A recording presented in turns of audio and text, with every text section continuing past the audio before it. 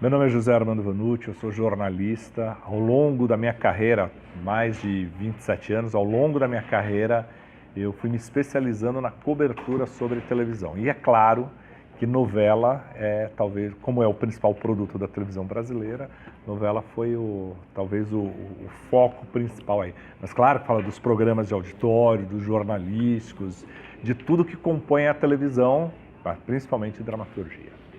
A novela no Brasil ela começou na década de 60, na TV Excelsior, atendendo a uma demanda do que o mercado publicitário queria. Lá atrás, entre 50 e 63 mais ou menos, a televisão era absolutamente ao vivo. Não tinha VT, não tinha videotape. Não era possível gravar. Então, existiam os teleteatros e os seriados. Então, esses seriados, eles tinham 2, 3 episódios e os anunciantes, principalmente, sabão em pó, os detergentes, os sabonetes, as pastas de dentes, eles queriam produtos que atingissem o público feminino. E aí, a partir de 63, com o videotape, passaram a produzir novelas. Então, a partir de 63, a TV Excelsior, para atender o mercado publicitário, começou a produzir em VT, em videotape, a telenovela como a gente conhece agora. Só que lá no início, esses anunciantes faziam o quê? Eles pegavam os textos que já tinham feito sucesso na América Latina, principalmente textos cubanos, traduziam aqui para o Brasil, adaptavam, e as histórias elas não tinham essa preocupação de trazer dados nacionais ou contextualizar para o Brasil. Isso só foi acontecer no finalzinho dos anos 60, início dos anos 70, a partir do Beto Rockefeller, de outras novelas, e da Jeanette Claire. Na verdade, assim, precisou a Glória Magadã sair da Globo, né? Ela passou pela Excelsior, pela Tupi, foi para a Globo, precisou ela sair da Globo para centrar e provar que o Brasil poderia fazer histórias típicas dela. Mas a gente tinha uma influência muito grande dos textos cubanos e de alguns textos mexicanos. Então, naquela época, esses textos que vinham para o Brasil, eles eram textos longe do que a gente está acostumado a assistir hoje televisão, né? Na televisão. Eram textos que eram de reis, de príncipes, exagerados, com aquelas interpretações bem fortes. Era o folhetim mais clássico, né? Só depois ali de 70 que começou a botar muito da Ivani Ribeiro e da Jeanette Claire, elas começaram a colocar elementos brasileiros, elementos nacionais nesses textos, e aos poucos elas foram abandonando, né? Então não precisava mais contar a história de grandes sheiks, ou contar a história daquela mulher sofredora numa praia deserta, ou a mulher que perdia o filho lá em Cuba, né, que é o direito de nascer. Tudo isso passou a ser contado, porque os dramas são os mesmos, a história é a mesma, mas com uma pitada brasileira.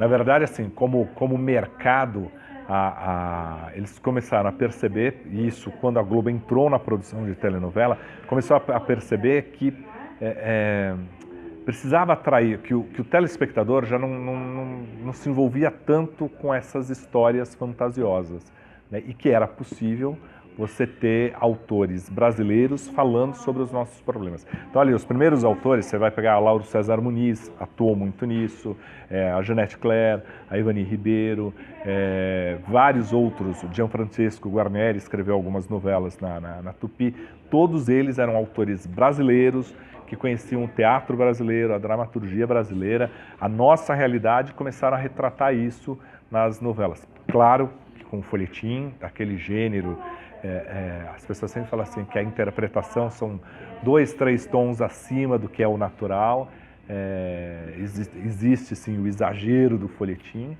porém já perto quase do que a gente vê dos anos 90 para cá, dos anos 80 para cá, né?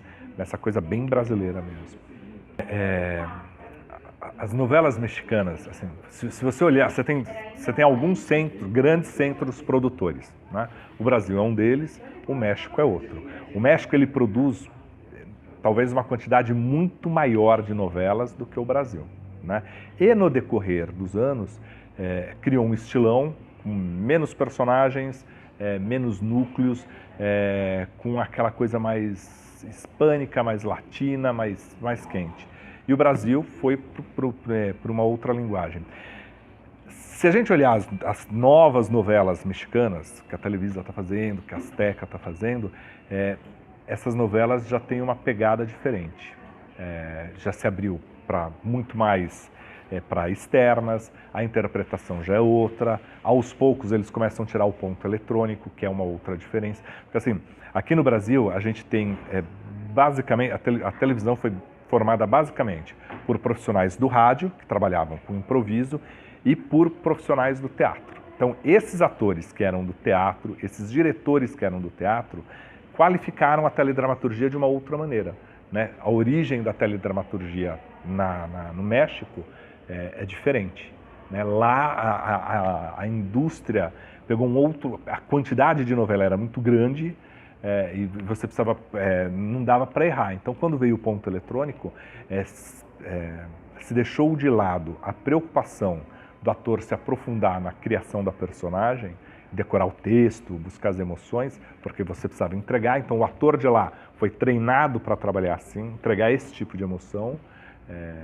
Talvez tem ator aqui no Brasil que fala assim que até é uma interpretação mais carão, né? Assim, é muito na cara, né? As expressões muito fortes. E aqui no Brasil, esse ator de teatro trouxe uma outra pegada para a interpretação. Então a gente tem essa diferença. Ao mesmo tempo, assim, quando a gente recorre, né, todo mundo fala assim, mas a Avenida Brasil tinha uma pegada mexicana, talvez uma pegada colombiana, talvez uma própria pegada brasileira. Mas na verdade, assim, a Avenida Brasil conseguiu, eu até discordo que tenha esse DNA mexicano, porque a Avenida Brasil